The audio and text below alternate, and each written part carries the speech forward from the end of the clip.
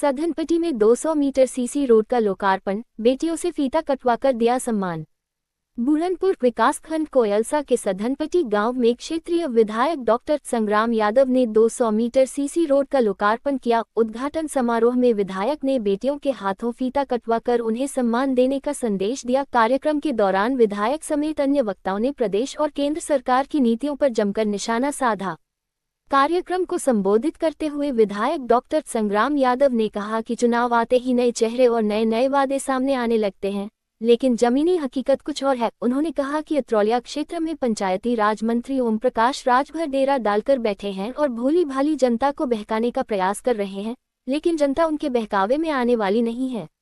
उन्होंने केंद्र और प्रदेश सरकार पर निशाना साधते हुए कहा कि देश में गरीबों और उनके बच्चों की शिक्षा को लेकर बड़ी साजिश हो रही है। स्कूल बंद किए जा रहे हैं और गरीब बच्चों को शिक्षा से वंचित किया जा रहा है, ताकि गरीबों पर शासन करना आसान हो सके। उन्होंने आरोप लगाया कि सरकार गरीबों के मुंह से निवाला छीनने का काम कर रही है। विधायक ने प्रदेश में बढ़ते अपराध और चुनावी राजनीति को लेकर भी सरकार पर हमला बोला।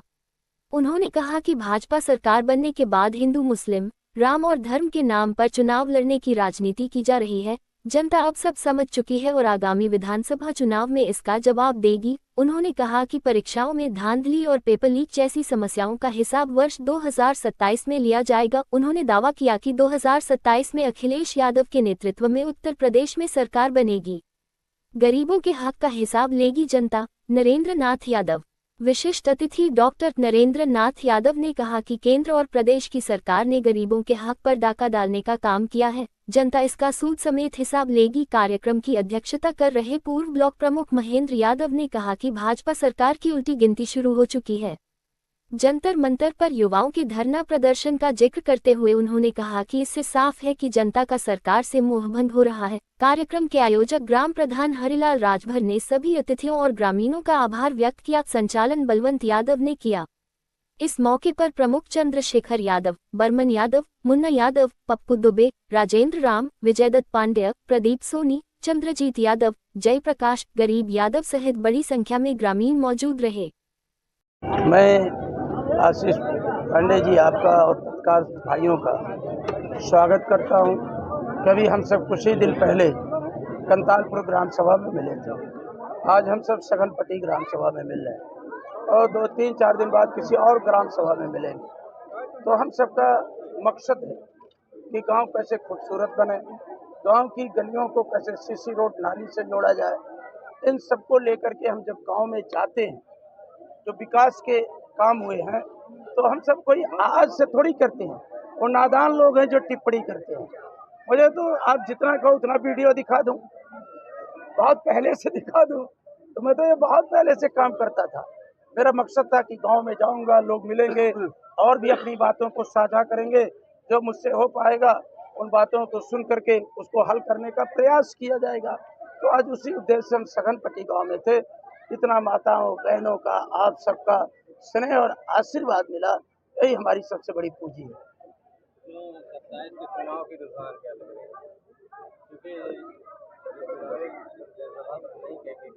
क्योंकि चुनावी जनसभा लोग कर रहे हैं, लेकिन आप लोकार्पण के माध्यम से लोगों के बीच में जा रहे हैं। देखिए सरकारें, आशीष जी, सरकारें उलाहना नहीं देती हैं, सरकारें काम करती हैं।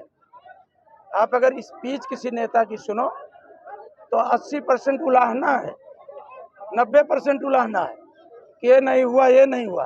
अरे उसको करो, कौन रोका है? कौन रोका है? उसको करना चाहिए। सरकारें उलाहना नहीं देती, सरकारें काम करती हैं। अगर अतरौलिया के अंदर हॉस्पिटल बना है, उसमें ट्रामा सेंटर स्थापित करो। हमारे पद की जरूरत हो तो हम भी दे दें। डिग्री कॉलेज बना है समधी में, तो उसमें पीजी की कक्षाएं चलवा दो, हम वो दे दें। पंचायत चुनाव नहीं करा पा रहे हो, बातें इतनी बड़ी बड़ी करोगे।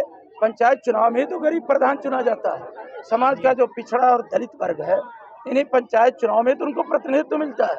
तो जो लोग पंचायत चुनाव नहीं करा पाते, वो इस तरह से बड़ी बड़ी बातें करते हैं, उनके मुझसे शोभा नहीं देता। भाजपा के जो वर्तमान प्रत्याशी वो कहते हैं अगर आप हमें अतरौलिया से विधायक बना देंगे तो हम अतरौलिया का विकास करेंगे। इससे क्या कहना चाहते हैं? क्योंकि उनके पिताजी पंचायती राज मंत्री है और जनता को बता रहे विधायक बना दीजिए हमको, तो अतरौलिया का विकास करेंगे। इस पर क्या कहेंगे? मैं आशीष जी जो आप कहिए मैं उनके बारे में वही कह दूं।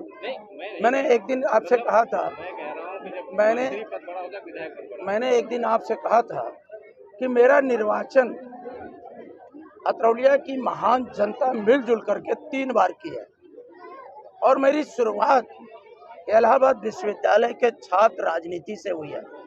जिस विश्वविद्यालय को ईस्ट ऑफ ऑक्सफोर्ड कहा जाता है, उस विश्वविद्यालय में पढ़ने वाला छात्र बीएससी है, एमएससी है, एलएलबी है, एलएलएम है, रिसर्च स्कॉलर है, एमटेक है, बीटेक है, डीफिल करने वाला, उन सबने मिलकर के मेरा निर्वाचन किया है। उन सबने मुझे भारत के लोकतंत्र में काम करने का अवसर दिया। मेरा पहला निर्वाचन इलाहाबाद विश्वविद्यालय छात्र संघ के महामंत्री पर मैं रिकॉर्ड वोट से जीत करके आया हूँ। मैं तो उनके लिए कुछ भी नहीं कहूँगा। उनको शुभकामनाएं हैं कि वो अच्छा काम करें, अच्छा बोले, अच्छा जनता का सेवा का संकल्प लें और अच्छे तरीके से काम करें। ये जनता है, ये जनता है। तो जनता कोई एक दिन में, मैंने बहुत पहले कहा, न एक दिन में कोई बलराम यादव पैदा हो जाता है, न एक दिन में कोई संग्राम यादव पैदा हो जाता है। लेकिन जब मैं स्टेटमेंट देखता हूँ तो मुझे थोड़ा चिंता होती है कि अतरौलिया के अंदर कभी कोई भी आया हो, हमको या बाबूजी को इस तरह की भाषा का प्रयोग नहीं किया। अगर इस तरह का भाषा आप तो देखे, बड़े बड़े सुरमा आए और कहाँ चले गए कि आप खोजने पे भी उनका पता नहीं लिखता। तो अतरौलिया की जनता ने हमेशा सामाजिक समरसता की राजनीति को पसंद किया है, मेल मिलाप की राजनीति को पसंद किया है, एक दूसरे के सुख दुख की राजनीति को पसंद किया। अगर आशीष जी मेरा कोई एक वीडियो क्लिप दिखा दें जिसमें मैं किसी स्थानीय नेता की बुराई करता हुआ नजर आ रहा हूँ या मैंने किसी भारतीय जनता पार्टी के नेता को टारगेटेड करके बात करता हूँ, मैं सरकार को टारगेट करता हूँ, क्योंकि सरकार की जिम्मेदारी है कि वो काम करे। अगर आप मेरा लेखा जोखा लेंगे तो मैं अपना लेखा जोखा प्रस्तुत करता हूँ। अगर वो कुछ गाँवों का लेखा जोखा प्रस्तुत करते हैं तो सरकारें उलाहना देती हैं, सरकारें वही अधिकारियों को बुला के निर्देशित करती हैं।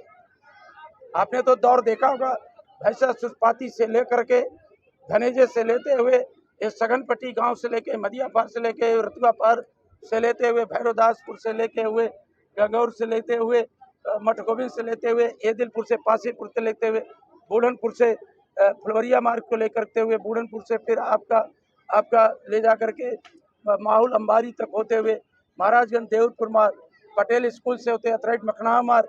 तो आप तो सब कुछ देखे, आप लोग तो स्थानीय हैं। तो बाबूजी किसी का उलाहना नहीं देते थे।